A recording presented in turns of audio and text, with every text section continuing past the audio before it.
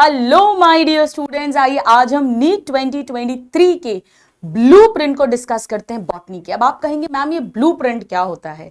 Students, blueprint का simple सा मतलब होता है जब हम कोई योजना कुछ भी प्लानिंग करते हैं तो पहले हम उसे अपने माइंड में प्लान करते हैं और जब उसी चीज को उसी प्लानिंग को हम पेपर पर स्केच करते हैं तो उसे उसका ब्लूप्रिंट कहते हैं। तो इसी तरह से नीट 2023 के पेपर में कंप्लीट बॉटनी से किस तरह का पेपर एक्सपेक्टेड है, किन टॉपिक से क्वेश्चंस एक्सपेक्टेड हैं, किस चैप्टर से कितने क्वेश्चंस एक्सपेक्टेड हैं, इसे जब मैंने मेरे दिमाग से पेपर पर उतारा यानी स्लाइड पर उतारा तो वो बन गया बॉटनी का ब्लूप्रिंट फॉर नीट 2023।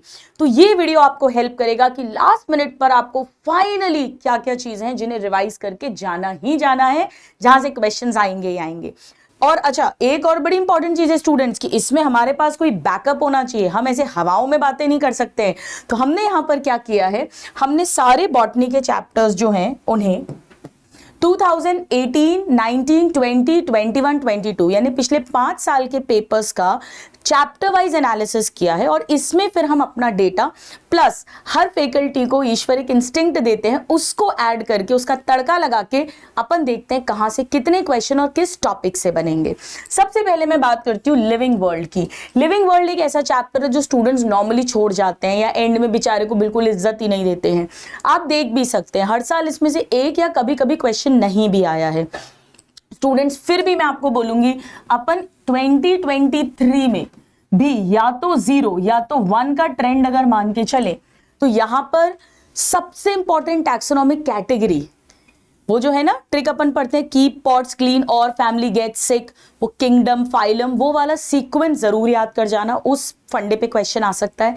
या जो टैक्सोनॉमिक एड्स हैं उसे एक बार जरूर रिवाइज कर लेना क्विकली। और एक बाइनोमियल नॉमेनक्लेचर के जो रूल्स हैं, ये 3 चीजें लिविंग वर्ल्ड से ब्लूप्रिंट में रिवाइज करनी ही करनी है।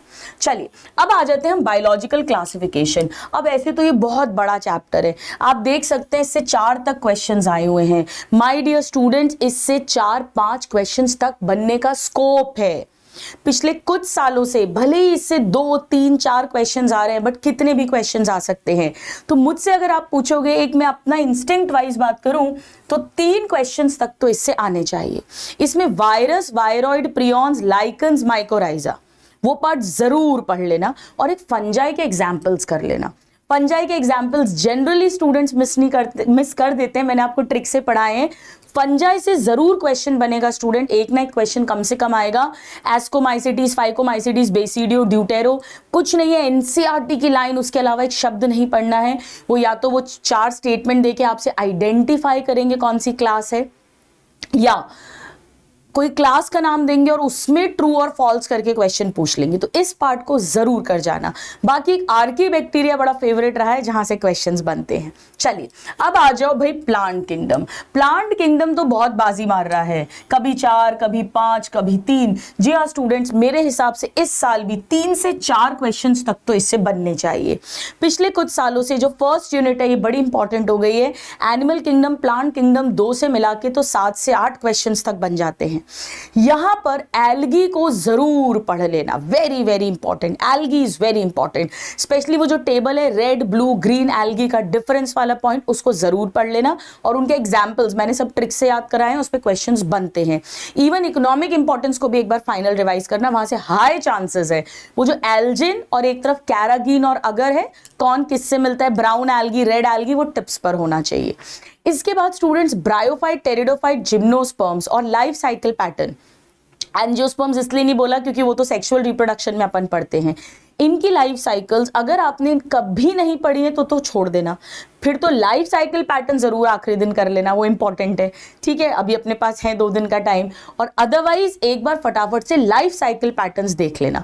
और मोस्ट इंपॉर्टेंट पॉइंट्स जैसे हेटेरोस्पोरस वाले टेरिडोफाइट्स कौन से होते हैं, कौन किन में बनता है, फर्न्स में कभी नहीं बनता है, सिलाजिनेला इकोसिस्टम में बनता है, क्यों एम्फिबियंस बोलते हैं, ये जो बेसिक से पॉइंट्स है ना, इन्हें जरूर कर लीजिएगा। अच्छा, एक इसमें साइकस और पाइनस जरूर कर लेना। साइकस को मैंने ट्रिक से भी पढ़ाया है कि ये डायोशियस है, अनब्रांच स्टेम होती है, कोरालॉइड रूट्स में साइनोबैक्टीरिया रहते हैं, पिन्नेट लीव्स होती हैं, वो साइकस वाला पार्ट जरूर कर लेना। चलो अब आ जाओ मॉर्फोलॉजी। देखिए मॉर्फोलॉजी का कोई भरोसा नहीं है क्योंकि मॉर्फोलॉजी बहुत बड़ा चैप्टर है। फिर भी आप मुझसे पूछोगे ना तो मैं आपसे कहूंगी कि 3 से 4 क्वेश्चंस तो आप एक्सपेक्ट कर ही लो मॉर्फोलॉजी से। मॉर्फोलॉजी में प्लेसेंटेशन फेवरेट टॉपिक है, वो तो हमने मजेदार ट्रिक्स के साथ पढ़ा है, तो आप आई एम श्योर आपको रट गया है। तो प्लेसेंटेशन जरूर करना है। एस्टिवेशन भी फेवरेट टॉपिक है। वैल्वेट, इम्ब्रिकेट, ट्विस्टेड, वेक्सिलरी, वो टिप्स पर होना चाहिए। इसके अलावा यहाँ से फेवरेट बनता है हाइपोगाइनस, एपिगाइनस और पेरिगाइनस फ्लावर वाला जो पार्ट है, जिसमें superior, inferior, half inferior ovary है। उसके कंसेप्ट पे भी क्वेश्चन आ सकता है और एग्जाम्पल पे भी आ सकता है। 3 टॉपिक्स हो गए। Now topic number 4, modification of root, stem and leaves पे बहुत क्वेश्चन आते हैं। यहाँ ध्यान रखना, टेंड्रिल, स्टेम, एक्सिलरी बर्ड में जो मॉडिफिकेशन है वो टाइगर से सिखाया है आपको, यानी ग्रेप वाइन और गार्ड फैमिली में, और पत्ती जो मॉडिफाई होगी टेंड्रिल में उसमें पी आता है। इतना जरूर अच्छे से ध्यान रख लेना। बाकी फाइलोक्लैड, फाइलोड, वो सब तो मॉडिफिकेशन तो क्विकली रिवाइज करने ही करने हैं। इसके अलावा इसमें से रेसमोस और साइमोस इनफ्लोरेसेंस का कंसेप्ट पे क्वेश्चन आता है। ठीक है, तो ये तो मोस्ट इंपॉर्टेंट टॉपिक है जहां से हाईली प्रोबेबिलिटी है क्वेश्चंस बनने की। चलो अब आ जाते हैं एनाटॉमी ऑफ फ्लावरिंग प्लांट्स पे। अगर एनाटॉमी आपने अभी तक नहीं पढ़ी है तो आप चाहें तो E2 इंडिया पे जो मेरा 1 शॉट डला है उससे पढ़ लीजिएगा, बिकॉज ये चैप्टर गेम चेंजर होता है स्टूडेंट्स। 4 तक क्वेश्चंस इससे आए हुए हैं स्टूडेंट्स। ये चैप्टर जनरली स्टूडेंट्स का वीक होता है, जनरली डरते हैं इससे, घबराते हैं, वीक होता है। तो अगर इसको अपन ने पक्का कर लिया ना, 1 शॉट देख लोगे ना, तो भी मैं आपको लिख के दे रही हूं 3 क्वेश्चन आएंगे ना, तो भी आप इसके क्वेश्चन सॉल्व कर लोगे। तो जरूर देख लेना। तो यहां से मेरे एक्सपेक्टेशन इस साल भी ऑलमोस्ट सेम, यानी 3 क्वेश्चन ही आने की है। इसमें कुछ भी नहीं पढ़ना तो सैप और हार्टवुड जरूर कर लेना, number 1। Number 2, autumn and spring would, वो जो एनुअल रिंग वाला फंडामेंटल है, टेम्परेट में होता है, ट्रॉपिकल में नहीं बनती, वो सारा कुछ जरूर पढ़ लेना। सेकेंडरी ग्रोथ से पिछले कुछ सालों से क्वेश्चंस बनते हैं, वो इंपॉर्टेंट है। बाकी एग्जार्च एंडार्च कंडीशन और dicot, monocot, root, stem, leaf के जो आपस के डिफरेंस है वो, और radial and conjoint closed open वाला वस्कुलर बंडल, इतना जरूर कर लेना। ठीक है, चलो अब आ जाते हैं cell the unit of life and cell cycle, cell division. तो cell the unit of life बड़ा प्यारा सा चैप्टर है और बड़ा स्कोरिंग चैप्टर है। ये सबका ही अच्छा होता है, तो अपना तो अच्छा होना बहुत जरूरी है, नहीं तो रेस के बाहर हो जाएंगे। आप देख सकते हैं 4-5 क्वेश्चंस तक इससे आए हुए हैं। मुझे एक्सपेक्टेड है इस साल इसमें से 3 क्वेश्चंस तो कम से कम आएंगे ही आएंगे। इस चैप्टर में तो क्या कहूं आपसे कि क्या पढ़ो और क्या ना पढ़ो, सब कुछ ही पढ़ना है, आई एम श्योर सब टिप्स पर है। पर हाँ, वो जो क्रोमोसोम है जिसमें मेटासेंट्रिक, सब मेटासेंट्रिक, एक्रोसेंट्रिक, टीलोसेंट्रिक, वहां से एक क्वेश्चन बनता ही बनता है, तो वो जरूर अच्छे से कर लेना। बाकी न्यूक्लियोलस बड़ा फेवरेट है, सीलिया, फ्लैजिला, सेंट्रियोल, 9+0, 9+2 वहां से क्वेश्चन बनता है। प्रोकैरियोटिक सेल जरूर अच्छे से पढ़ लेना, मीजोजोम, पिली, फिमरी, पॉलीराइबोसोम, वो जो जितने भी प्रोकैरियोटिक के हैं ना इंक्लूजन बॉडीज, इन पर कॉमनली क्वेश्चंस बनते हैं। ठीक है, आगे बढ़ जाएं। चलो cell cycle and cell division. Cell cycle and cell division से भी आप देख सकते हैं जैसे एक साल 6 से 7 क्वेश्चंस भी आए हैं। मुझे एक्सपेक्टेड है कि इस बार भी 4 से 5 क्वेश्चंस आएंगे। यहाँ पे स्टूडेंट्स मियोसिस के अंदर ध्यान से, वो जाइगोटीन में साइनैप्स बनता है, पेकाइटीन में रिकॉम्बिनेशन होती है, क्रॉसिंग ओवर, डिप्लोटीन में क्याज्मा बनता है, और डाइकनाइसिस में क्याज्मा का टर्मिनलाइजेशन, ये टिप्स पे होना चाहिए। फिर दोनों मियोसिस में, यानी टोटल मियोसिस 1 और 2 टोटल 2 टाइम्स सेल डिवाइड करेगा, 2 टाइम्स न्यूक्लियस डिवाइड करेगा, पर डीएनए एक ही बार रेप्लिकेट करता है, ये इंपॉर्टेंट है। इसके अलावा आपको पता ही है जो मोस्ट इंपॉर्टेंट G0 स्टेजेस की, G1, S, G2, उसके फटाफट बस NCERT पढ़ लेना। G0 पे बढ़िया क्वेश्चंस बनते हैं जहां पे सेल एग्जिट करेगा G1 को और मेटाबॉलिकली एक्टिव है but do not proliferate further, heart muscle cell, तो वो बिल्कुल ध्यान रख लेना, वेरी वेरी इंपॉर्टेंट। चलो अब आ जाओ, अपन आ जाते हैं प्लांट फिजियोलॉजी में। प्लांट फिजियोलॉजी में सबसे पहले है ट्रांसपोर्ट इन प्लांट्स। अब ट्रांसपोर्ट इन प्लांट्स से भी स्टूडेंट्स बड़ा घबराते हैं क्योंकि इसमें बहुत सारा मैथमेटिक्स इन्वॉल्व है। अगर आपने अभी तक नहीं करा है तो आप भले ही आप एंड टाइम पे मत पढ़ना, पर मैं आपको एक टिप दे देती हूँ, उस पर सबसे इंपॉर्टेंट क्वेश्चन बनता है, वो आता है वाटर कहाँ से कहाँ मूव करेगा। तो देखो लो टू हाई, ध्यान से सुनना, लो टू हाई डीपीडी और ओपी है, बाकी सब हाई टू लो हो जाएगा। इम्बाइबिशन पे क्वेश्चन बनता है, पर सबसे ज्यादा इस पे क्वेश्चन बनता है जाइलम फ्लोएम के थ्रू जो लॉन्ग डिस्टेंस ट्रांसपोर्ट होता है। यहाँ ध्यान रख लेना, फ्लोएम ट्रांसपोर्ट पे भी कॉमनली क्वेश्चन आता है, गर्डलिंग एक्सपेरिमेंट पे कॉमनली क्वेश्चन पूछा जाता है। Transport in plants done. और इसमें मोबाइल और इमोबाइल एलिमेंट्स, हालांकि वो तो यहाँ मिनरल न्यूट्रिशन में भी आ जाता है ना, पर ध्यान रखना सल्फर और कैल्शियम, क्योंकि इस चैप्टर में सल्फर को मोबाइल लिखा और इसमें इमोबाइल, तो सल्फर को इमोबाइल ही मानेंगे कैल्शियम के साथ, वो फंडा आपके दिमाग में क्लियर होना चाहिए।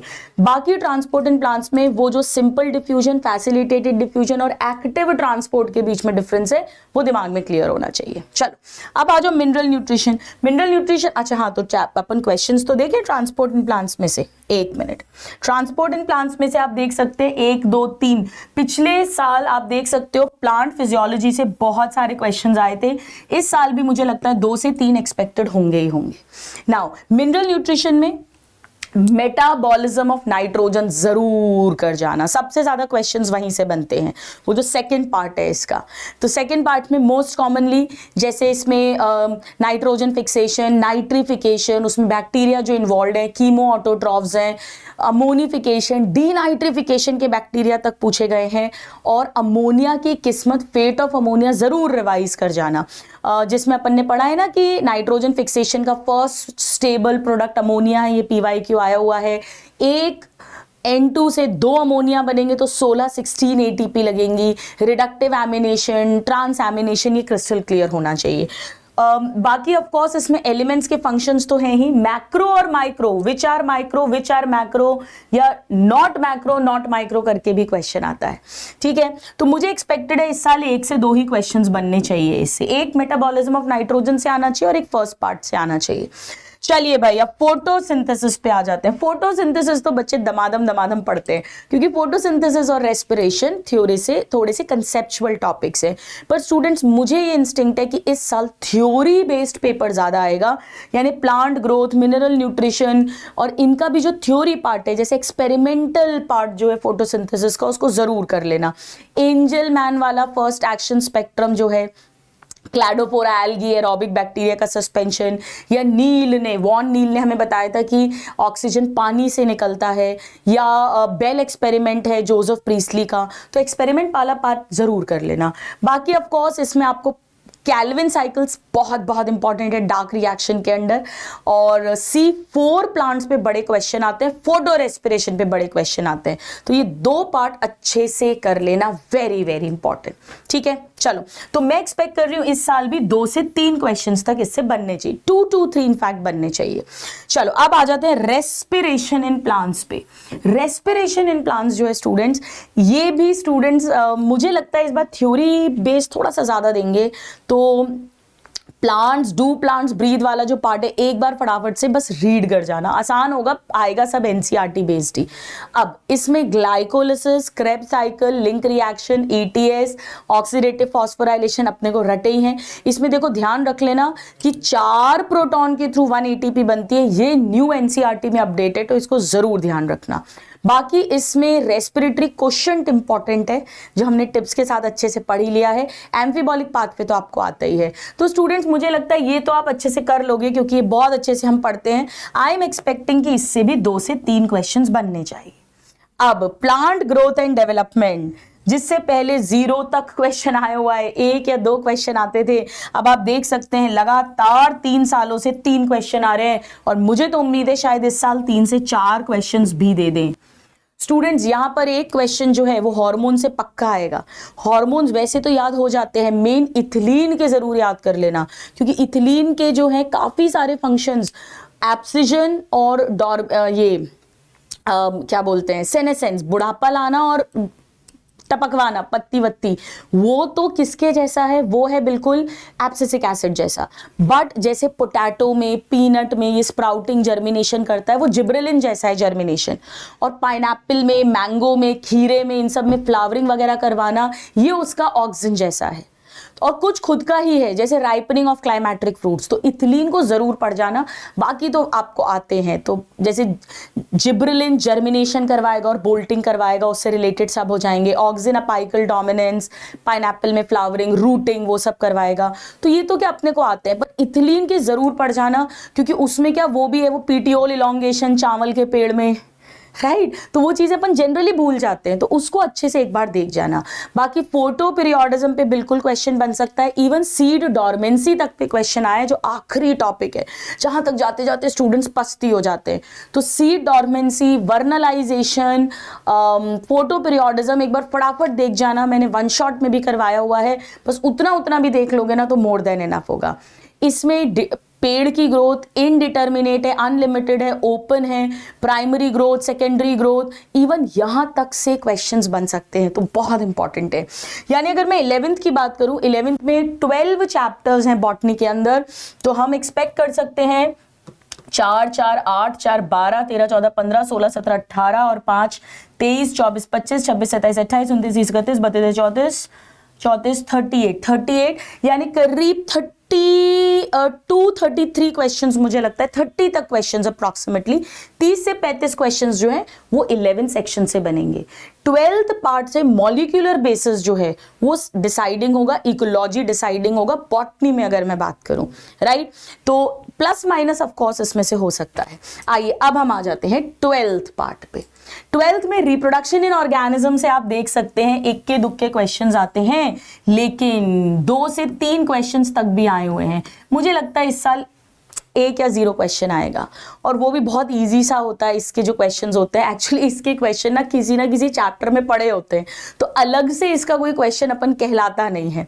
चलो अब आ जाओ sexual reproduction in flowering plant. यहां से आप देख सकते हैं 5 तक क्वेश्चंस आए हैं। मुझे एक्सपेक्टेड है कि इस साल इसमें से बहुत ज्यादा नहीं आएंगे, ज्यादा करके 3 क्वेश्चंस तक आने चाहिए, जैसा कुछ सालों से ट्रेंड भी दिख रहा है 2 से 3 क्वेश्चंस आने का।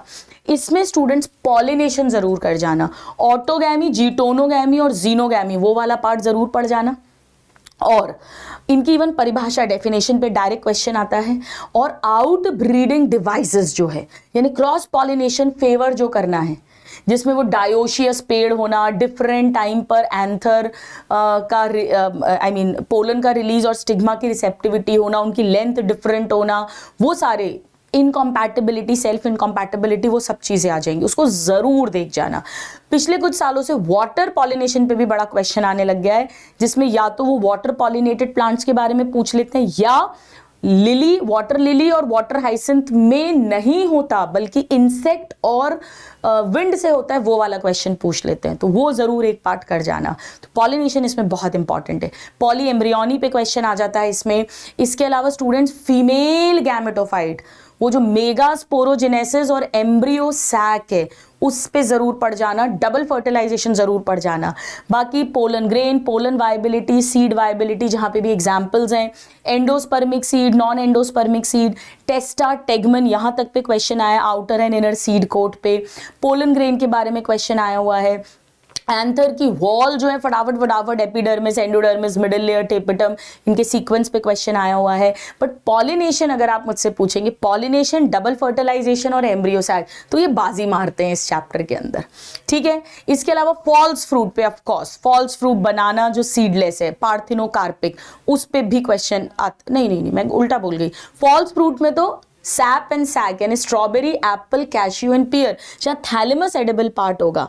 पार्थिनोकार्पिक फ्रूट, बनाना सीडलेस है, तो इन पे क्वेश्चंस पूछे जाते हैं कॉमनली। चलिए अब आ जाओ जेनेटिक्स पे। तो जेनेटिक्स में आप देख सकते हैं students, principle of inheritance, variation and molecular basis की अगर हम बात करें, तो कुल मिलाकर मुझे लगता है कि यहाँ से 4 से 5 बनेंगे, यहाँ 7 से 8 बनेंगे, यानी 11-12 क्वेश्चन इन 2 चैप्टर से तो कम से कम बनने वाले हैं, मिनिमम अपन बात कर रहे हैं। वैसे तो आप देख सकते हो मॉलिक्यूलर बेसिस में पिछले कुछ सालों से अच्छे क्वेश्चंस आ रहे हैं, हालांकि इस साल आप देख सकते हो 2021 में प्रिंसिपल से कम हो गए क्वेश्चन, लेकिन हम इसको हल्के में नहीं ले सकते हैं, बिकॉज कभी भी कितने भी क्वेश्चंस बन सकते हैं। प्रिंसिपल ऑफ इनहेरिटेंस में स्टूडेंट सबसे पहले मेंडल के वो जो 7 कैरेक्टर्स हैं, कौन सा डोमिनेंट है, कौन सा रेसेसिव है, उसको जरूर कर जाना।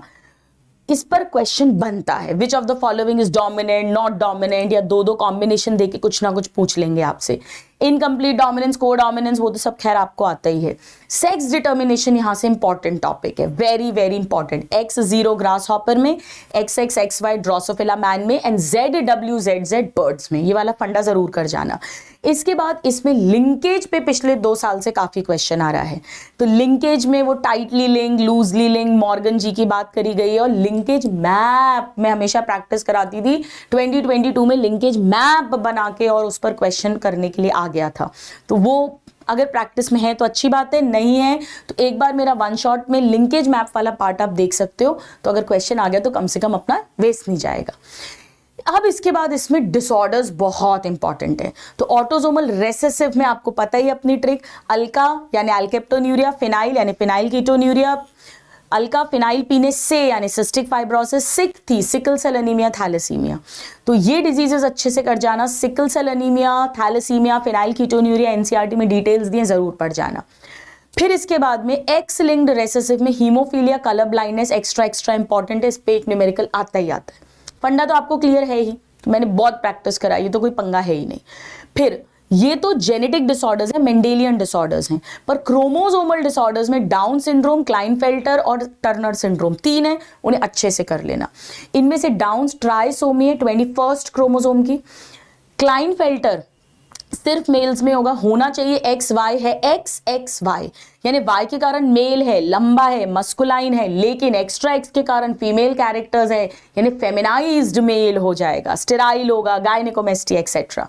और टर्नर में मोनोसोमी होगी, होना चाहिए XX, फीमेल में होता है पर है X0, एक ही X है तो स्टेराइल फीमेल हो जाएगी। शॉर्ट स्ट्रेचर, वेब्ड नेक, स्टेराइल, टेस्टिस ओवरी रुडिमेंट्री, वो सारी चीजें हो जाएंगी। तो इतना अच्छे से कर लेना।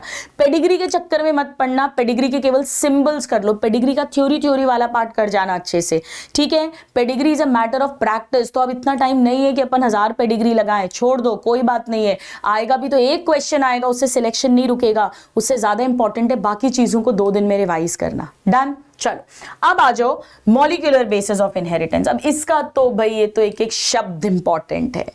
इसमें डीएनए का स्ट्रक्चर, प्यूरिन, पिरामिडीन, कौन से बॉन्ड्स बनते हैं, न्यूक्लियोटाइड का बनना, पॉलीन्यूक्लियोटाइड चेन का बनना, डीएनए से डीएनए यानी रेप्लिकेशन, डीएनए से आरएनए ट्रांसक्रिप्शन, फिर जेनेटिक कोड, फिर ट्रांसक्रिप्शन के बाद ट्रांसलेशन यानी प्रोटीन सिंथेसिस। हर शब्द पे क्वेश्चन आता है। इसके अलावा split gene, exon, intron, splicing, tailing, capping, मतलब मैं क्या बोलूं आपको, लैक ओपेरॉन अच्छे से कर जाना। देखो लैक ओपेरॉन में ध्यान रखना, ZYA जिया का ब्लड प्रेशर ठीक है, यानी Z से B बीटा गैलेक्टोसाइडेज, Y से प्रेशर यानी परमिएज, और जिया ए से ट्रांस एसिटाइलेज। ये अच्छे से करना, इसका मैच द कॉलम भी आता है। दूसरी बात ध्यान रखना कि जो आई है, आई रेगुलेटर जीन, उससे रिप्रेसर प्रोटीन 24 घंटे बनेगा।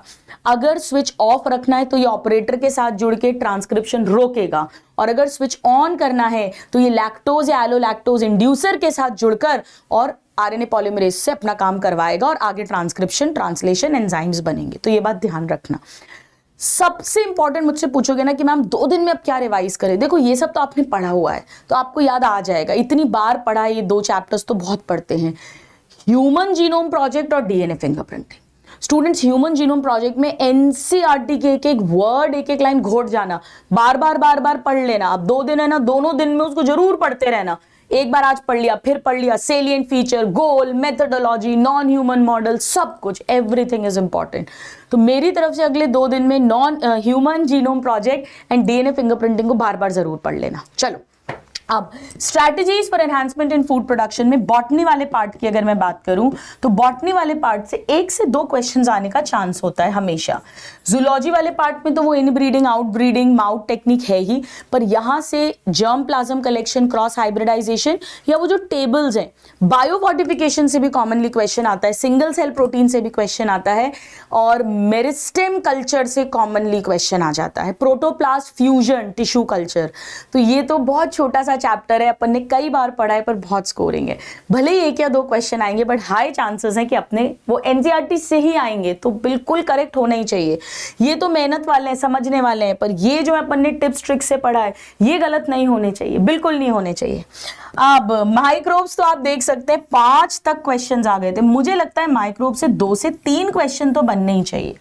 इसमें बायो फर्टिलाइजर और बायो कंट्रोल, ये 2 बड़े इंपॉर्टेंट चीजें, वो तो है ही, दही, चीज, उसके फ्लेवर्स। अच्छा, 2 चीजें सबसे इंपॉर्टेंट है, एक बायो कंट्रोल बायो फर्टिलाइजर, और एक वो जो बायो एक्टिव मॉलिक्यूल्स है।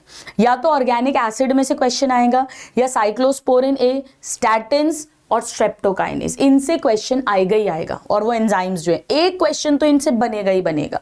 हो सकता है mix and match the column, fill in the blank करके दे दे, या पर्टिकुलर पे पूछ ले। और बायो कंट्रोल बायो फर्टिलाइजर पे क्वेश्चन है तो ध्यान से करना। फर्टिलाइजर कौन है? बैक्टीरिया, ब्लू ग्रीन एल्गी और माइकोराइजा यानी फंगस, ग्लोमस जीनस। और बायो कंट्रोल कौन है? वो ladybird, dragonfly, BT, trichoderma और बैकुलो वायरस में एनपीवी जीनस। तो वो बड़ा ध्यान से क्वेश्चन करना। चलो अब आ जाते हैं इकोलॉजी पर। इकोलॉजी में आप देख सकते हैं पिछले कुछ सालों से एवरेज मिलाकर 10 से 12 क्वेश्चंस आते हैं। मुझे एक्सपेक्टेड है कि इस बार भी ऑलमोस्ट उतने ही क्वेश्चन आएंगे। हो सकता है किसी एक चैप्टर से 2 से 3 आए, but otherwise on an average 10 questions तक यहां से बनने चाहिए। अब ऑर्गेनिज्म इन पॉपुलेशन में तो वैसे तो इकोलॉजी हमने मजेदार ट्रिक्स के साथ पढ़ी है, पर इसमें पॉपुलेशन इंट्रैक्शंस एक्स्ट्रा इंपॉर्टेंट है। वो कमेंसालिज्म, अमेंसालिज्म, कॉम्पिटिशन। अच्छा, कंपटीशन में ध्यान रखना, गॉस ने कॉम्पिटिटिव एक्सक्लूजन प्रिंसिपल दिया है, जिसके according superior species inferior species को इवेंचुअली, क्योंकि लिमिटेड रिसोर्सेज है, आउट कर देगी, एक्सक्लूड कर देगी, एक्सटिंग करवा देगी उस एरिया से। और कर्नल ने इसका एक्सपेरिमेंट किया था बैलेनस कैथेमेलस बार्निकल्स पे, वो कॉम्पिटिटिव रिलीज है। और मैक आर्थर ने बताया था कि एक ही पेड़ पे 5 छोटी काली चिड़िया वॉर्बलर्स को एग्जिस्ट करते हैं, रिसोर्स पार्टीशनिंग है। तो ये तीनों फंडे आने चाहिए। इसके अलावा इसके एग्जाम्पल्स हमने पढ़े ही हैं सारे, population interactions, predation, parasitism, plus minus, कौन क्या है, वो सब आना ही आना चाहिए। ठीक है। नाउ इकोसिस्टम में स्टूडेंट सबसे इंपॉर्टेंट जो है, एक तो सक्सेशन बहुत इंपॉर्टेंट है, और पिरामिड्स जो अपन पढ़ते हैं, pyramid of energy, pyramid of biomass और pyramid of number. Pyramid of energy always upright है, pyramid of biomass aquatic, sea में इन्वर्टेड है, ध्यान रख लेना। चलो, बायोडाइवर्सिटी एंड कंजर्वेशन तो एग्जाम्पल से भरा है, पर इसमें सबसे जरूरी है causes for loss of biodiversity. वो जो 4 हैं, habitat loss, fragmentation, over exploitation, alien species invasion and co extinction, वो चारों के एग्जाम्पल्स के साथ आना चाहिए, इंपॉर्टेंट है। और एक इसमें हम उसे कैसे बचाएं, वो जो एक्स सिटू और इन सिटू है, आता ही आता है, आपको रटा होगा, पर मैं अपनी तरफ से एक टिप देना चाहती हूँ, याद दिलाना चाहती हूँ। वाइल्ड लाइफ सेंचुरी इन सिटू है, wild life safari ex situ है, उतना ध्यान रख लेना। ठीक है।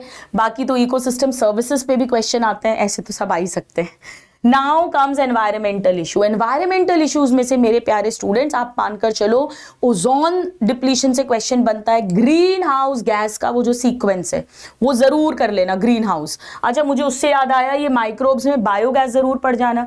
बायोगैस और सीवेज ट्रीटमेंट प्लांट दोनों की जो बॉडीज हैं वो आनी चाहिए, और बायोगैस में सबसे मेन मीथेन होती है, वो पता होना चाहिए। नाउ हम बात कर रहे थे ग्रीन हाउस गैस की, तो चाचा मीठा चोरी नहीं करना। चाचा मतलब सबसे ज्यादा 60% CO2 है, चाचा मीठा मतलब मीथेन 20% है, फिर चाचा मीठा चोरी, चोरी मतलब CFCs 14% 14% है, और नहीं मतलब N2O 6% है। तो ग्रीन हाउस गैस पे कॉमनली क्वेश्चन आता है, ओजोन डिप्लीशन पर आता है। वैसे तो हर वर्ड इंपॉर्टेंट है, but biomagnification, eutrophication, BOD, algal Bloom, ये बहुत बहुत बहुत इंपॉर्टेंट है, राइट। तो आई होप स्टूडेंट्स की ये ब्लूप्रिंट आपको हेल्प करेगा। अब आप इनको सबको टोटल करके, और ऐसा मत करना कि मैम ये तो 50 से ज्यादा हो रहे हैं। ऑफ कोर्स स्टूडेंट्स, मेरे को ये NTA से कनेक्शन थोड़ी ना है, तो ये मैं आपको एक आइडिया दे रही हूँ, ये एक आइडिया दे रही हूँ, पेपर कहीं ना कहीं इसी के आसपास आएगा, प्लस माइनस हो जाएगा। और एक बात और, बॉटनी में क्या होता है कि वो बॉटनी वाला पार्ट केवल बॉटनी में नहीं आता 50 क्वेश्चंस के अंदर, इवन जूलॉजी सेक्शन में भी देखना बॉटनी के कुछ चैप्टर्स का पार्ट वहां आ जाता है। तो एक्चुअली अगर आप देखोगे ना, तो बॉटनी के 50 नहीं है, बॉटनी के 60-65 तक क्वेश्चंस इन 22 चैप्टर्स से आते हैं, इसीलिए हमारा ये टोटल नंबर 50 के ऊपर थोड़ा सा जाएगा। ठीक है। तो आई होप स्टूडेंट्स कि ये ब्लूप्रिंट आपको हेल्प करेगा, और ऑफ कोर्स एग्जाम के बाद हम देखेंगे, इसको एनालिसिस भी करेंगे कि कितना ब्लूप्रिंट सही गया। इसके अलावा स्टूडेंट्स मैं आपको एक ही चीज बोलना चाहती हूं, नहीं थैंक यू नहीं, मैं ये बोलना चाहती हूँ कि पेपर में स्पीड का ध्यान रखना है अपने को, लेकिन स्पीड के साथ साथ एक्यूरेसी का भी ध्यान रखना है। यानी मेरे प्यारे स्टूडेंट्स, मेरी आपको 2 राय हैं। नंबर 1, किसी क्वेश्चन पर अटकना मत। 20-30 सेकंड में नहीं आ रहा आगे बढ़ जाना, नहीं आ रहा आगे बढ़ जाना, नहीं आ रहा आगे बढ़ जाना, कैलकुलेशन में दिक्कत हो रही आगे बढ़ जाना। एक बार पूरा पेपर एंड तक फिनिश करना है। एकदम से अगर शुरू के क्वेश्चन आए नहीं तो घबराना मत, डोंट बी अफ्रेड, आ जाएंगे। हो सकता है शुरू के 10 नहीं आ रहे हो यार, बाकी पूरा का पूरा पेपर अपने हाथ का हो, मुट्ठी का हो, ठीक है। और तीसरा, ओवर थिंक मत करना, एक्स्ट्रा दिमाग मत लगाना। Don't try to read between the lines. NEET में 95% पेपर, 98% पेपर सीधा सीधा आता है, जो दिख रहा है वही वो पूछना चाह रहे हैं, तो एक्स्ट्रा दिमाग मत लगाइएगा। ओवर थिंकिंग से बहुत नेगेटिव मार्किंग होती है। बाकी OMR ध्यान से रखिए, फिल करिएगा, अपना ध्यान रखिएगा। इस समय बाहर का खाना मत खाइएगा। जिन टीचर को एक को फॉलो कर रहे हैं उन्हें ही करिएगा, 10 जगह मत देखिए, आईज पे स्ट्रेन पड़ता है। दिन के टाइम पर सोना नहीं है, ऑब्वियसली जो नीट के एग्जाम का टाइम है। डॉक्यूमेंट्स वगैरह सब सैटरडे को ही रेडी कर लेना। सेंटर पर वेल बिफोर टाइम जाना, पहुंचना, ताकि कोई पैनिक क्रिएट ना हो। और शांति से ईश्वर पे भरोसा रखिएगा। आप अपना एक पहलू अचीव कर चुके, अपनी पूरी मेहनत ईमानदारी से कर चुके, और दूसरा पहलू ईश्वर की मर्जी, उनको स्वीकार करना, उन पर ट्रस्ट करना। वो जो भी करेंगे आपके लिए बहुत अच्छा करेंगे। मेरी ढेर सारा प्रेम और ढेर सारी blessings. I pray for all of you. God bless you. Hello everyone, hello guys, hope everyone is doing good. आज हम नीट 2023 आपका जो एग्जाम होने वाला है उसके जोलॉजी पार्ट में डिस्कस करेंगे कि आपके कौन कौन से क्वेश्चन, कौन कौन से टाइप के क्वेश्चन एक्सपेक्टेड है इस पेपर के अंदर। ठीक है, स्टार्ट करते हैं आज का सेशन। आप सबको पता है जोलॉजी के सारे चैप्टर्स, अब कौन से चैप्टर की इंपॉर्टेंस ज़्यादा है फॉर योर नीट एग्जामिनेशन, इन सब के बारे में हम डिस्कस करेंगे। मैं बोलूँगी, बताऊंगी आपको कौन कौन से मेजर टॉपिक एटलीस्ट बच्चों जिन पे आपको फोकस करके डेफिनेटली जाना ही जाना है, आज उनके बारे में डिस्कस करेंगे। ठीक है, चलो सबसे पहले बात करें बायोटेक्नोलॉजी। ठीक है, बायोटेक्नोलॉजी के 2 चैप्टर हैं, biotechnology principle and processes and biotechnology application. Biotechnology का जो चैप्टर है प्रिंसिपल एंड प्रोसेसेस से, उसे शॉर्ट 3 से 4 क्वेश्चंस डायरेक्ट आते ही आते हैं। 3 से 4 क्वेश्चन सपोज लगा लो बच्चों 4 क्वेश्चंस पूरे एक ऐसे चैप्टर में से जिसका सिलेबस बहुत कम है और पूरा का पूरा चैप्टर बहुत ज़्यादा ईजी है। यहाँ के 2 टॉपिक है जो सुपर इंपॉर्टेंट है, जहां से बार बार क्वेश्चन आता है। एक इंपॉर्टेंट टॉपिक है जिसको बोलेंगे tools of recombinant DNA technology. और बेटा टूल्स में ना एक चीज जरूर फोकस करना, रिस्ट्रिक्शन एंडोन्यूक्लिएसिस। ठीक है, रिस्ट्रिक्शन एंडोन्यूक्लिएसिस और वेक्टर, ये 2 टूल है जहां से बहुत ज्यादा क्वेश्चन आते हैं। ठीक है, कोई भी बच्चा रिस्ट्रिक्शन एंडोन्यूक्लियस छोड़ के नहीं जाएगा। बहुत अच्छे से मैंने सेशन में पढ़ाया है रिस्ट्रिक्शन एंडोन्यूक्लिएसिस। एंडोन्यूक्लियस क्या हो गए बेटा, जो मॉलिक्यूलर सीजर हो गए, जो डबल स्टैंडर्ड डीएनए को कट करते हैं। ठीक है, रिस्ट्रिक्शन एंडोन्यूक्लियस कोई भी मेरा बच्चा छोड़ के नहीं जाएगा, याद रखना। दूसरा बेटा इसके अंदर हो गया आपका वेक्टर्स। वेक्टर्स, ठीक है, वेक्टर्स में 3 चीजें आपको ध्यान रखनी है। एक, बहुत अच्छे से आप लोगों को आना चाहिए PBR 322 का डायग्राम, है ना, कि इसमें कौन कौन सी चीजें प्रेजेंट है। जैसे कि देयर इज वन सीक्वेंस जहां पे सारी सीक्वेंस सब कुछ बताना चाहिए कि इसका ओरी सीक्वेंस क्या है ना। उसके अलावा सिलेक्टेबल मार्कर क्या होते हैं, सिलेक्टेबल मार्कर के अलावा अगर हम देखा जाए कुछ रिस्ट्रिक्शन साइट्स होती है जहां पे हम अपना डीएनए डालते हैं। पूरा स्ट्रक्चर आप लोगों को अच्छे से क्लियर होना चाहिए। ठीक है, सेशन में हमने ऑलरेडी पढ़ चुके हैं। उसके अलावा पूछा जाता है यहाँ से, अगर प्लांट के अंदर हो तो कौन सा प्लाज्मिड यूज करते हैं, TI प्लाज्मिड। कहाँ से आइसोलेट किया जाता है, एग्रोबैक्टीरियम ट्यूमिफेशियन से, TI प्लाज्मिड। अगर आप ट्रांसफॉर्मेशन कर रहे हो इन एनिमल सेल, क्या यूज करोगे, रेट्रोवायरस। क्या यूज करोगे, रेट्रोवायरस। अच्छा, उसके अलावा क्वेश्चन आया, एक बार क्वेश्चन आया है यहाँ से कि ह्यूमन जीनोम प्रोजेक्ट में कौन से वैक्टर यूज किए गए, बैक एंड याक। ठीक है, क्लियर। नाउ जेल इलेक्ट्रोफोरेसिस, अब जेल इलेक्ट्रोफोरेसिस से बड़े ही अच्छे क्वेश्चंस आते हैं। अब आपको क्वेश्चन बताऊं, जैसे कि कौन सी डाई यूज करी गई थी थ्रीडियम ब्रोमाइड, यूवी ट्रांसइल्यूमिनेटर में रखते हैं, किस बेसिस पर यहाँ पे सेपरेशन होता है, that is on the basis of charge in the sizes separation होता है। नेक्स्ट एक छोटा सा टॉपिक है, हर साल इसमें से क्वेश्चन आता ही आता है, जिसको हम पीसीआर कहते हैं, which is polymerase chain reaction. क्या क्या स्टेप है, हर स्टेप का क्या क्या टेम्परेचर है, कौन से एंजाइम को यूज किया जाता है, उसके अलावा कौन कौन से सबस्ट्रेट को यूज किया जाता है, ये सब चीजें भाई जो करो इस चैप्टर में से ये टॉपिक तो बिल्कुल भी बच्चों आपको छोड़ के जाना नहीं है। ये सोचो अगर यहाँ तक ये रिवीजन पक्की है तो बहुत सही जा रहे हो आप लोग, यानी 3 से 4 क्वेश्चन जो यहाँ से आएंगे वो पक्का आप निकाल ही पाओगे। चलिए अगला है दूसरा chapter, biotechnology and its application. Biotech और इसकी एप्लीकेशन में से भी 3 से 4 क्वेश्चन अलग से आते ही आते हैं। इसमें 2 टॉपिक एग्जामिनर के फेवरेट है, फर्स्ट है आपका बीटी कॉटन और सेकंड है आपका जीन थेरेपी। बीटी कॉटन कहाँ से जीन निकाला गया, बैसिलस थ्रुनजिएंसिस से, ठीक है। जीन का नाम क्या है, क्राई जीन। प्रोटीन का नाम क्या है, क्राई प्रोटीन। जीन के फर्दर 3 नाम है, cry 1AC, cry 2AB and cry 1AB। कौन किसके अगेंस्ट इफेक्टिव है, ये सब चीजें बहुत अच्छे से फिक्स कर लेना। अल्कलाइन पीएच होता है तभी ये एक्टिवेट होता है। दूसरा है जीन थेरेपी, ठीक है। इसके अलावा बेटा, इसके अलावा एक क्वेश्चन हर बार बनता है एलाइजा से। एक टॉपिक को नोट डाउन कर देना, एलाइजा बहुत ही छोटा, यानी मॉलिक्यूलर डायग्नोस्टिक में बहुत ही छोटा सा टॉपिक दे रखा है एलाइजा, और इस एलाइजा से क्वेश्चन आ ही जाता है, ठीक है।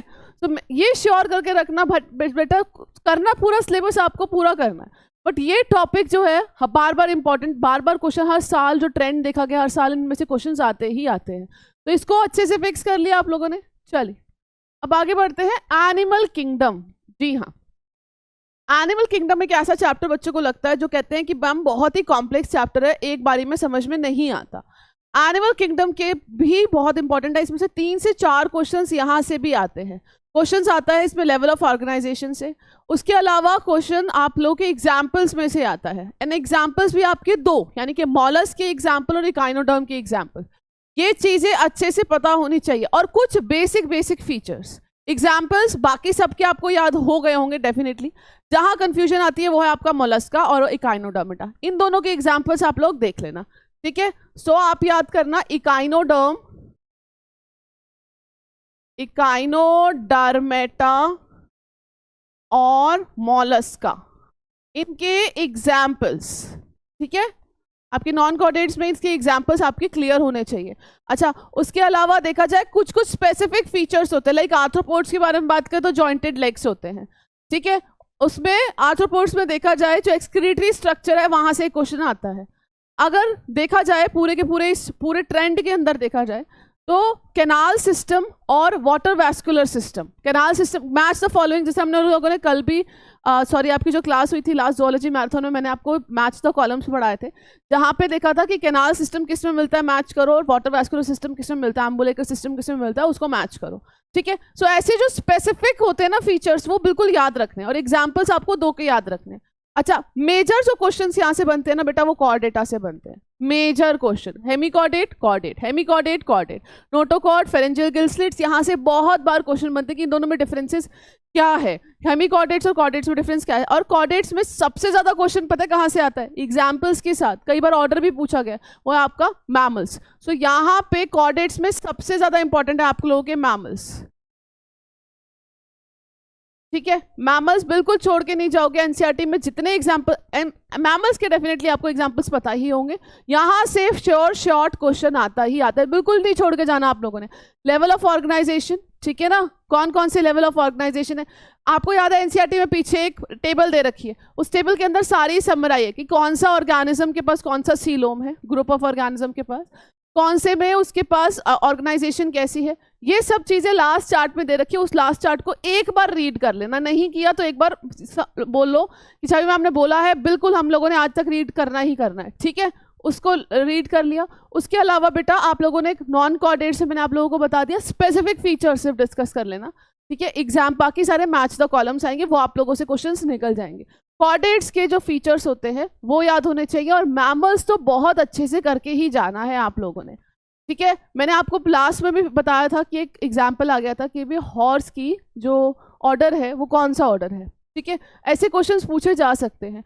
और आप लोग ये सोचते हो कि मैम पूरा पेपर एनसीईआरटी से बनेगा, हाँ पेपर एनसीईआरटी से ही बनेगा, पेपर बाहर से नहीं बनता, बिल्कुल एनसीईआरटी पे ही फोकस किया जाता है। बट एक चीज को याद रखना, कई बार थोड़ी चीजों को समझने के लिए आउट ऑफ एनसीईआरटी जाना भी पड़ता है, ठीक है। सो याद रहेगा बच्चों को ये सब चीजें करके जानी, भाई ये टॉपिक बिल्कुल नहीं छोड़ने।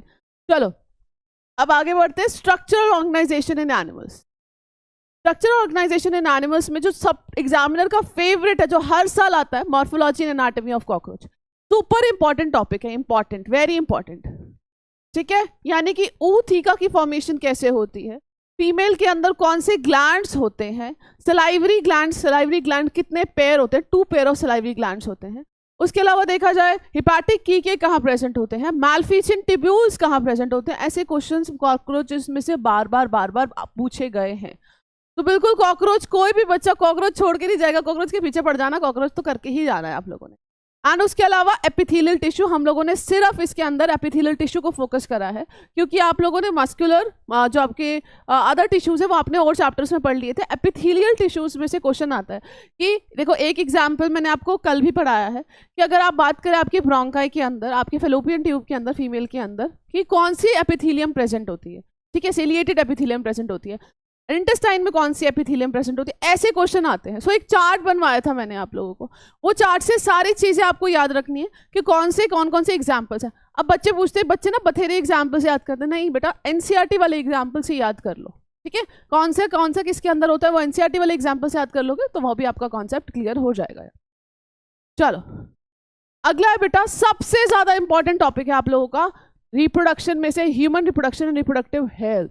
ये दोनों चैप्टर बहुत इजी हैं, बहुत इजी चैप्टर्स हैं, और ये बहुत स्कोरिंग चैप्टर है। इसमें इतने सारे टॉपिक्स हैं जहाँ से क्वेश्चंस आते हैं, जैसे कि आपके रिप्रोडक्टिव सिस्टम हो गए। मेल रिप्रोडक्टिव सिस्टम में पूछा जाता है कि जो फ्लो है स्पर्म का वो कैसे है, कहाँ से किस चीज़ का कैसे फ्लो है, कैसे वो बाहर आता है, एग्जैक्ट फ्लो। तो एक फ्लो पे क्वेश्चन आता है। दूसरा क्वेश्चन ये पूछा जाता है फीमेल रिप्रोडक्टिव सिस्टम के अंदर कि इम्प्लांटेशन कहाँ पे होती है, ठीक है, ओवरीज का स्ट्रक्चर, मेंस्ट्रुअल साइकिल पे क्वेश्चन आता है, प्रेगनेंसी, इम्प्लांटेशन पे क्वेश्चन आता है, हार्मोन्स पे यहाँ से क्वेश्चन आता है, embryonic development, trophoblast, inner cell mass, कौन कौन किसकी डेवलपमेंट करती है, एमनियन का क्या रोल है, कोरियन का क्या रोल है, ठीक है। उसके अलावा रिप्रोडक्टिव हेल्थ में बर्थ कंट्रोल मेथड्स में सबसे फेवरेट एग्जामिनर का हमेशा रहा है आईयूडीज, ठीक है। इसमें से क्वेश्चन आता है आपका IUDs, that is intra uterine devices, ठीक है। 3 टाइप के इंट्रा यूटेराइन डिवाइसेस हम लोगों ने पढ़े थे, क्या क्या उनका रोल है, नॉन मेडिकेटेड, आपका कॉपर रिलीजिंग, उसके बाद हार्मोन रिलीजिंग, तीनों का क्या मोड ऑफ एक्शन है, कैसे वो एक्ट करते हैं। लास्ट टाइम एक क्वेश्चन आ गया था कैपेसिटेशन पे, कि कैपेसिटेशन का डिटेल मेंशन नहीं है एनसीईआरटी में, बट ठीक है फिर भी पढ़ा था बच्चों ने। कैपेसिटेशन क्या होता है कि फीमेल रिप्रोडक्टिव ट्रैक के अंदर मेच्योरिटी गेन करते हैं, यानी कि ताकि उनकी फर्टिलाइजिंग कैपेसिटी स्पर्म की बढ़ जाए और मोटिलिटी बढ़ने के लिए। एल्बुमिन वहाँ से रिलीज हो जाते हैं फ्रॉम द हेड, एंड इसकी वजह से इजीली वो अपने एंजाइम रिलीज कर जाता है। कैल्शियम की एंट्री होती है इसके अंदर ताकि मूवमेंट स्पर्म्स की फास्ट हो जाए। सेक्सुअली ट्रांसमिटेड डिसीजेस के ऊपर पूरा चार्ट मैंने आप लोगों को बताया था कि from bacterial to various viral to the fungal diseases, protozoan diseases, हर चीज हम लोगों ने पढ़ी है। सबका कॉजेटिव एजेंट आपको याद होना चाहिए, क्योंकि मैच द कॉलम में आते हैं, दोनों होंगे, एक ऑर्गेनिज्म दे रखा होगा या डिसीज दे रखी है, और you have to match these two कि कौन सा किसके साथ मैच करता है। सो क्वेश्चन यहाँ से ऐसे आते हैं, ठीक है, क्लियर। ये हो गया आपका सेक्सुअली ट्रांसमिटेड डिसीज। अगला हो गया बेटा इनफर्टिलिटी। इनफर्टिलिटी से क्वेश्चन जरूर आता है। इनफर्टिलिटी हो गया आप लोगों के, जैसे कि आपके जिफ्ट प्रोसीजर, गिफ्ट प्रोसीजर, उसके अलावा आईयूआई किन केसेस में किया जाता है, इंट्रा यूटेराइन ट्रांसफर और आईयूआई में क्या फर्क है। देखो यहाँ से क्वेश्चन आता है, पर यहाँ पे जो क्वेश्चन होते हैं ना वो केस बेस्ड क्वेश्चन होते हैं कि फीमेल को ये प्रॉब्लम है, मेल को ये प्रॉब्लम है, which procedure you will be going for it, ठीक है। एआरटी के ये मेथड्स है। फॉर एग्जांपल अगर फीमेल का एग काम नहीं कर रहा है, वो एग नहीं प्रोड्यूस कर पा रही, तो कौन सा प्रोसीजर, गिफ्ट करेंगे। जिफ्ट किन प्रोसीजर, किन सिचुएशन में किया जाता है, और ईटी किन सिचुएशन में किया जाता है। ये सब चीज़ें बच्चों क्लियर होनी चाहिए। बहुत अच्छे से सेशन में डिटेल में पढ़ा रखा, अगर नहीं देखा तो अभी वेट करो, अभी फटाफट से जाओ और चीज़ को देख लो। अगर आपने ये टॉपिक्स पढ़ लिए हैं तो बहुत अच्छी बात है, इसे बिल्कुल अच्छी, इसे बुरी बात नहीं हो सकती कि आपने ये टॉपिक्स कर लिया। अगर कर लिए तो बहुत अच्छी बात है, करके सिलेबस आप लोगों ने पूरा जाना है, बट ये टॉपिक जो है बिल्कुल भी आप लोगों ने नहीं छोड़ने। अगला है बेटा आप लोगों का ह्यूमन हेल्थ एंड डिसीजेज में। ह्यूमन हेल्थ एंड डिसीजेज में कॉमन डिसीजेज, आप लोगों को 3 टाइप की कॉमन डिसीजेज पढ़ाई थी, है ना। कौन कौन सी आपकी डिसीज, सॉरी 4 टाइप की डिसीज थी, 5 टाइप की, सॉरी। एक हो गया आपका bacterial, virus, then we have protozoan, we have helminth and the fungal diseases. पढ़ी थी ना हम लोगों ने 5 टाइप की डिसीजेस, किस किस कैटेगरी में हमने किसको डाला है, कौन किसका कॉजेटिव एजेंट है, बस इतना याद रख लेना, बहुत सही बात है। जैसे कि एग्जांपल में आप लोगों को दो, एंटामीबा के बारे में क्वेश्चन आता था कि क्या कॉज करता है, अमीबियासिस कॉज करता है, ठीक है। कौन से पार्ट को अफेक्ट करता है, लार्ज इंटेस्टाइन को। क्वेश्चन आता है small intestine, no, large intestine. ऐसे क्वेश्चंस पूछे जाते हैं। लाइफ साइकिल सिर्फ आपके सिलेबस में प्लाज्मोडियम और एंटामीबा हिस्टोलिटिका की है कहीं ना कहीं, कि वो पूरी साइकिल पूछ लेते हैं। एक बार एस्कैरिस की भी लाइफ साइकिल पे क्वेश्चन आया था, बट वो भी हम लोगों ने अपने सेशंस में अच्छे से पढ़ लिया है, ठीक है। इतनी मेहनत हम लोगों ने कर लिया, होप आप लोग भी सही ट्रैक पे जा रहे हो। नेक्स्ट है बेटा आप लोगों का इम्यूनिटी। इम्यूनिटी में लिम्फॉइड ऑर्गन्स हो गए, कम आता है लिम्फॉइड ऑर्गन में question, but primary secondary immunity. उसके अलावा क्वेश्चन यहाँ पे आता है आपका वैक्सीनेशन पे। वैक्सीनेशन एक इंपॉर्टेंट टॉपिक है, इस पे क्वेश्चन आता ही आता है, ठीक है, समझ गए। एड्स एंड द कैंसर, आप लोगों को पता है काफी प्रिवेलिंग डिसीजेज है AIDS and the cancer. Drug and alcohol abuse एक वो टॉपिक है जो समझना बच्चों के लिए थोड़ा डिफिकल्ट रहता है, ठीक है। कोई बात नहीं, अगर आप लोगों ने ये टॉपिक नहीं किया तो अब आखिरी मोमेंट पे जुट मत जाना कि भाई ये तो हमने घोट के पी के आना ही आना है।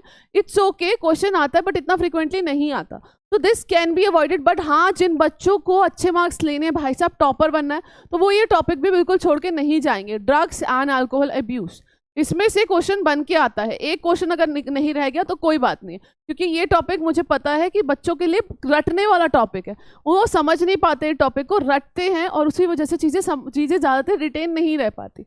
इट्स ओके, है ना, हमने पीएचडी नहीं करनी, बट समझ लिया करो आप आगे। अगला बेटा बायोमोलिक्यूल्स। हमेशा दो चैप्टर से बच्चों को काफ़ी दिक्कत आती है। एक है बेटा आप लोगों का बायोमोलिक्यूल्स और दूसरा चैप्टर है आपका इवोल्यूशन।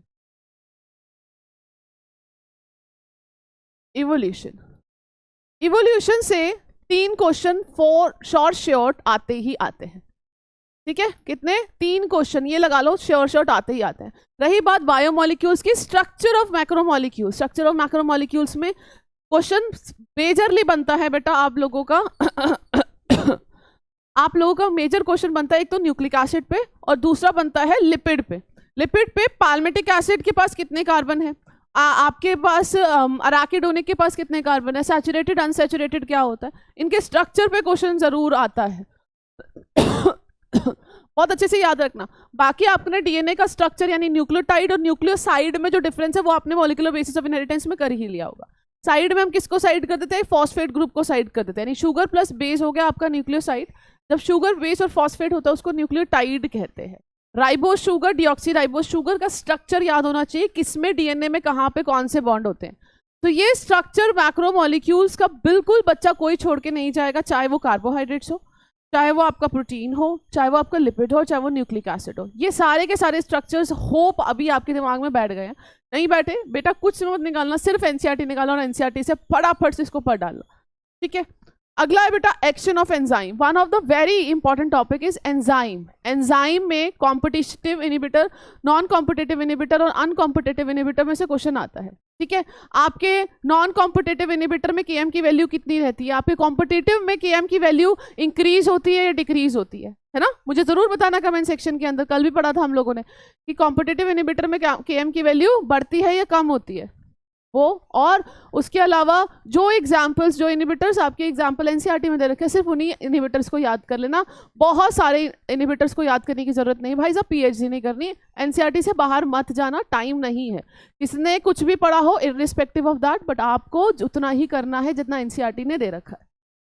चलो अगला है बेटा digestion and absorption. Digestion and absorption से 2 या 3 क्वेश्चन सीधे आते हैं, पूरे सिस्टम से क्वेश्चन आता है, ठीक है। डेंटिशन से क्वेश्चन आता है, सिस्टम से क्वेश्चन आता है, डाइजेशन एंड एब्जॉर्प्शन, और सबसे ज्यादा इंपॉर्टेंट है यहाँ पे, सबसे ज्यादा, that is disorders of digestive system. Digestive system के डिसऑर्डर्स, चार डिसऑर्डर्स दे रखे हैं, 4 से 5 डिसऑर्डर्स दे रखे हैं, ज्यादा डिसऑर्डर्स हैं भी नहीं, ठीक है। कार्बोहाइड्रेट्स का डाइजेशन, सबसे क्वेश्चन देखो मैं आपको बताती हूँ, ब्रूनर्स ग्लैंड्स कहाँ लोकेटेड है, बहुत इंपॉर्टेंट क्वेश्चन है, बार बार पूछा जाता है। उसके अलावा देखा जाए ऑक्जेंटिक सेल्स का क्या रोल है, उसके अलावा देखा जाए पेराइटल सेल्स का जी क्या रोल है, ठीक है, ठीक है, सॉरी ऑक्जेंटिक सेल्स, उसके अलावा गॉबलेट सेल्स का क्या रोल है, तो ये इनका फंक्शन आपको पता होना चाहिए। मोड ऑफ एक्शन में एग्जैक्ट पूछा गया नहीं कि किसने किसको ब्रेक किया, नहीं, ऐसा क्वेश्चन नहीं आएगा। बट हाँ देखो, प्रिडिक्शन या तो कुछ भी हो सकता है, बट हम तो देखते हैं ना कि पिछले जो रोल रहा है कि कैसे कैसे क्वेश्चन आए हैं, सो अकॉर्डिंगली हम उसी चीज़ को हम आपसे डिस्कस कर रहे हैं,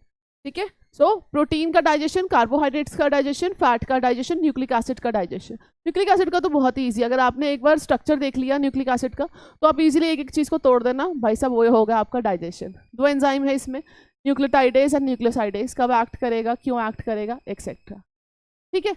अच्छा, एक चीज़ और याद रखना, जब हम बात करते हैं ना गट के टीएस के बारे में, तो बाहर कौन सी लेयर होती है, अंदर कौन सी लेयर होती है। स्टमक के अंदर एक ओब्लिक लेयर एक्स्ट्रा प्रेजेंट होती है, oblique muscular layer extra present होती है, रूगे होते हैं, ठीक है। उनकी मूवमेंट से ही जो फूड के डाइजेशन में हेल्प करते हैं, ठीक है बच्चों, ठीक है। किस सिचुएशन में फूड को काइल कहा जाता है, किस सिचुएशन में फूड को काइम कहा जाता है, किस सिचुएशन में फूड को बोलस कहा जाता है, ये 3 नाम पता होने चाहिए आप लोगों को।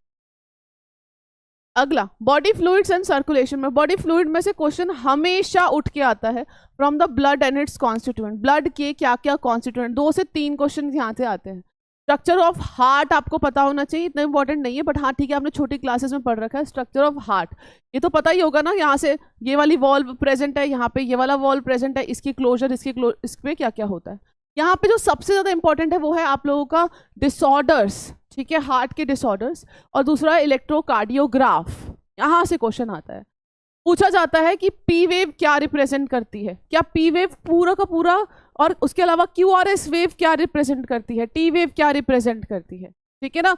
यानी कि अगर हम बात करें डीपोलराइजेशन और रीपोलराइजेशन की, क्या पूरे के पूरे स्टेप में डीपोलराइजेशन हो रहा होता है कि सिर्फ स्टार्टिंग में डीपोलराइजेशन होता है। तो सिस्टोल और डायस्टोल का क्या मतलब है, आपका डीपोलराइजेशन और रीपोलराइजेशन, और सिस्टोल डायस्टोल, क्या ये दोनों इंटरचेंजेबल वर्ड है? नहीं, ऐसा नहीं है, ठीक है ना।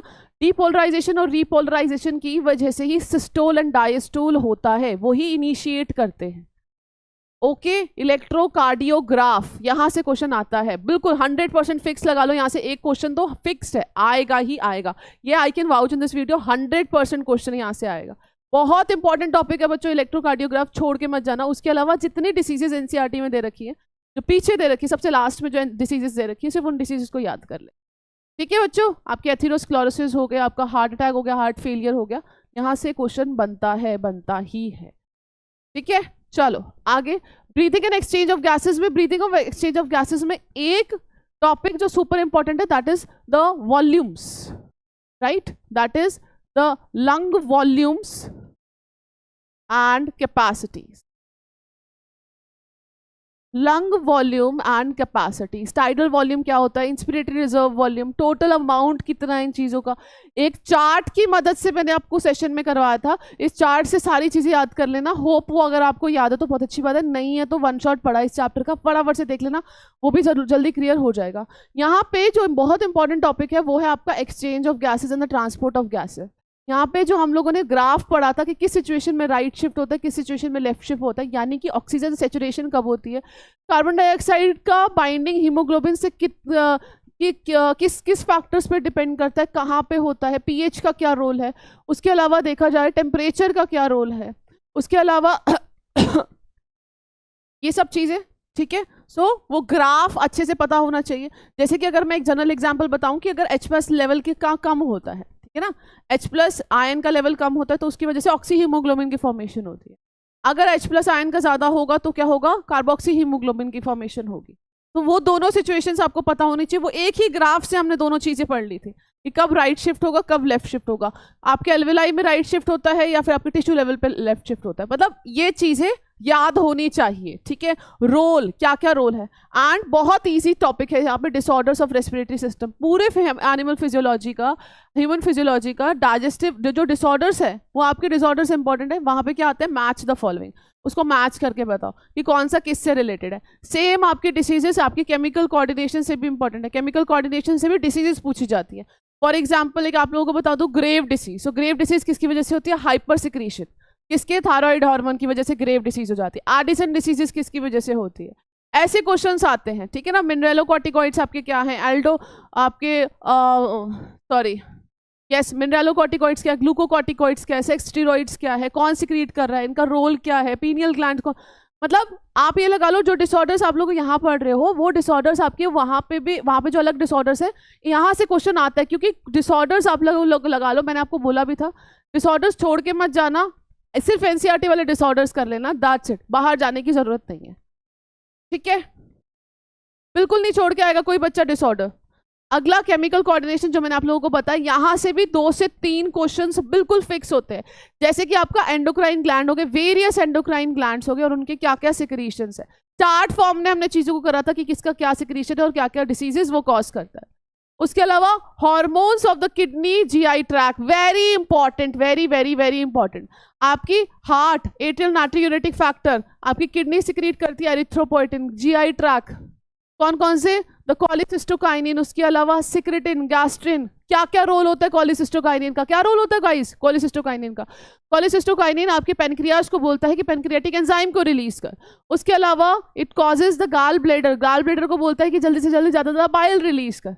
तो ये हार्मोन का फंक्शन, यानी कि जीआई ट्रैक के हार्मोन्स भी बहुत इंपॉर्टेंट है। एंड उसके अलावा the mechanism of hormone action, ठीक है, कौन से हार्मोन सेल सरफेस रिसेप्टर से इंटरैक्ट करते हैं, कौन से हार्मोन आपके न्यूक्लियस के रिसेप्टर से जाके रिएक्ट करते हैं, कौन आपका हार्मोन कॉम्प्लेक्स बनाता है, very very very important. NCERT के अंदर 4 कैटेगरी में हार्मोन को डिराइव किया हुआ है, बिल्कुल अच्छे से देख लेना उसको, सिर्फ वही एग्जाम्पल्स याद कर लेना, बाहर मत जाना, फिर मैं आप लोगों को कह रही हूँ।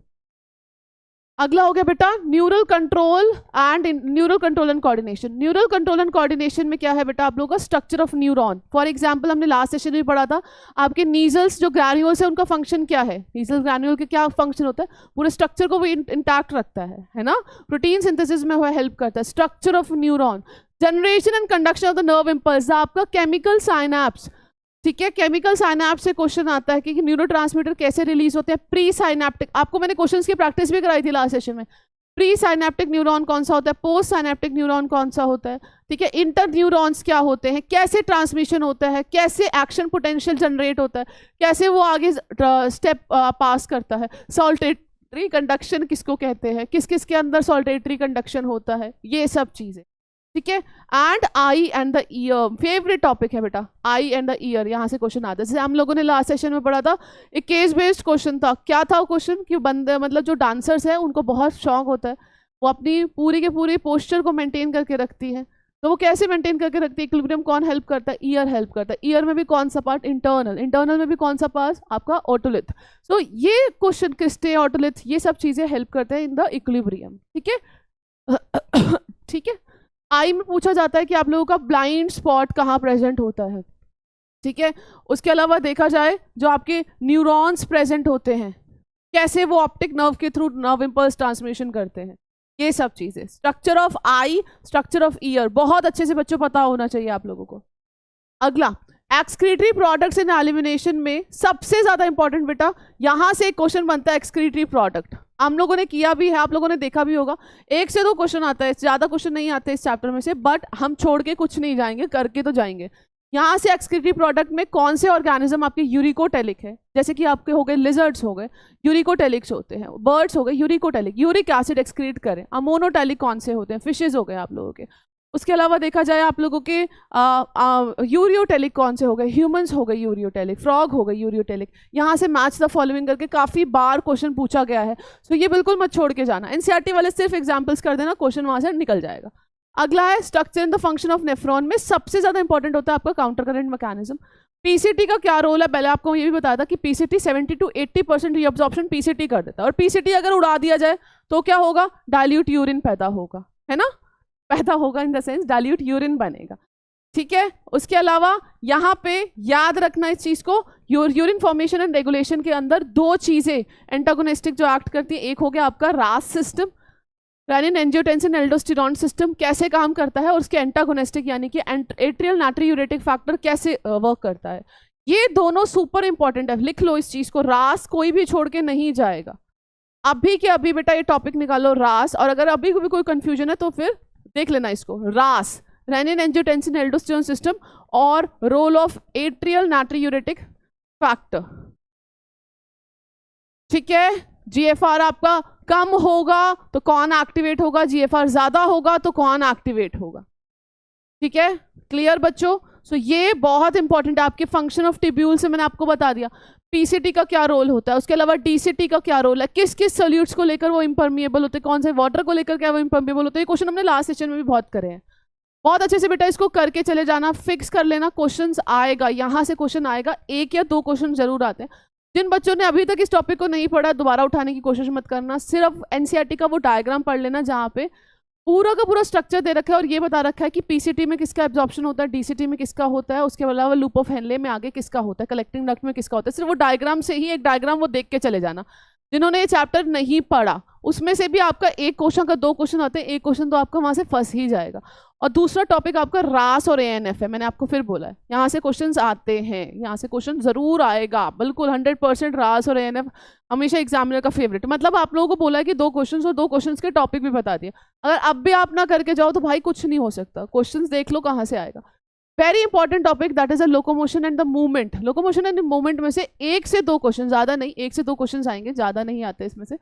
जैसे कि हमेशा क्वेश्चन आता है मैकेनिज्म ऑफ मसल कॉन्ट्रैक्शन, यानी कि sliding filament theory, calcium ion का क्या रोल है, क्वेश्चन हम लोगों ने करा था, कैसे वो बाइंड करता है, कैसे एक्टिन स्लाइड करता है, ठीक है, कौन स्लाइड करता है, एक्टिन स्लाइड करता है, मायोसिन स्लाइड करता है, दोनों की स्लाइडिंग मैकेनिज्म थ्योरी, ठीक है। बहुत ईजी है, बहुत ईजी तरीके से याद भी हो जाएगा। अगर स्केलेटल सिस्टम ना कर पाओ कोई बात नहीं, सारी हड्डियां नहीं याद हो रही, इट्स ओके, छोड़ देना, बट ये टॉपिक कोई बच्चा छोड़ के नहीं जाएगा। That is types and example of the joints. आपके फाइब्रस जॉइंट्स कहाँ होते हैं, आपके कार्टिलेजनस जॉइंट्स कहाँ प्रेजेंट होते हैं, आपके साइनोवियल जॉइंट्स कहाँ प्रेजेंट होते हैं, ये सब चीजें विद एग्जाम्पल सिर्फ एनसीईआरटी वाले ही करके चले जाना, क्वेश्चंस वहां से जरूर बैठेगा। मैं लिख रही हूँ यहाँ पे बेटा, कोई भी बच्चा जॉइंट्स छोड़ के नहीं जाएगा, ठीक है। वेरी इंपॉर्टेंट है joint, saddle joint, pivot joint, कौन से टाइप के जॉइंट्स हैं ये, ओके। आपके इंटरवर्टिब्रल डिस्क में कौन से जॉइंट होते हैं, ये भेजे में, यानी कि आप लोगों के यहाँ कौन से जॉइंट्स होते हैं, यहाँ से क्वेश्चन हमेशा बनता ही बनता है। चलिए, सो ये है कुछ इंपॉर्टेंट टॉपिक जो बच्चों ने बिल्कुल छोड़ के नहीं जाने, क्योंकि यहाँ से मैंने बता दिया श्योर शॉर्ट क्वेश्चन आएगा ही आएगा। तो एक चीज मैं अल्टीमेटली आप लोगों को कहूंगी, ऑल द बेस्ट बच्चा पार्टी, अच्छे से एग्जाम देना, ये टॉपिक बिल्कुल नहीं छोड़ के जाना, ब्रह्मास्त्र है ये, यहाँ से आप लोगों के बहुत इंपॉर्टेंट क्वेश्चंस बनेंगे। बता दिया लास्ट ट्रेंड को देखते किसमें से कौन से क्वेश्चन आएंगे। ह्यूमन रिप्रोडक्शन, रिप्रोडक्टिव हेल्थ सबसे ज्यादा इंपॉर्टेंट टॉपिक है, 5 से 6 क्वेश्चन वहां से सीधा आता है फ्रॉम एनसीईआरटी, बाहर से नहीं आता, सीधा एनसीईआरटी से क्वेश्चन उठ के आएगा। अगर आपने टॉपिक पढ़ रखा है बहुत अच्छे से आप लोग निकाल दोगे, ठीक है। 11th और 12th में देखा जाए ज्यादा क्वेश्चन 12th स्टैंडर्ड से आते हैं, सो 12th स्टैंडर्ड के क्वेश्चंस तो बिल्कुल आप लोगों को आते भी होंगे और बहुत कॉन्फिडेंस भी आपका डेफिनेटली गेन हो ही गया होगा। द रीजन, अभी आपने बोर्ड का एग्जाम दिया है। तो all the very best from my side, do well, आगे बढ़ते चलो और बहुत सारे क्वेश्चंस की प्रैक्टिस करते चलो। अभी ये सोच लेना हमने टॉपिक, अगर अभी क्वेश्चंस की प्रैक्टिस अगर आप रोक रहे हो तो इट्स ओके, कोई बात नहीं, बट टॉपिक ये वाले जरूर करके जाना, ये सोचना हमने करनी ही करनी। अगर आपके पास कोई और नोट्स अवेलेबल नहीं है इस समय, नोट्स के लेकर मत भागना। सिर्फ एक चीज़ याद रखना कि आप लोगों ने पढ़ना है सिर्फ उसी जगह से जहाँ से आपने ऑलरेडी पढ़ा हुआ है। इस समय लुकिंग फॉर द नोट्स, इधर उधर भागना, भाई ये सोल्यूशन नहीं है। तो क्या करोगे आप लोग, क्या करोगे मेरे बच्चे, सिर्फ अपने आपके बोर्ड के नोट्स पढ़े हैं उसमें से निकालो और उस चीज़ को पढ़ डालो, ठीक है। So do not waste your time, all the best from my side, take care, bye bye.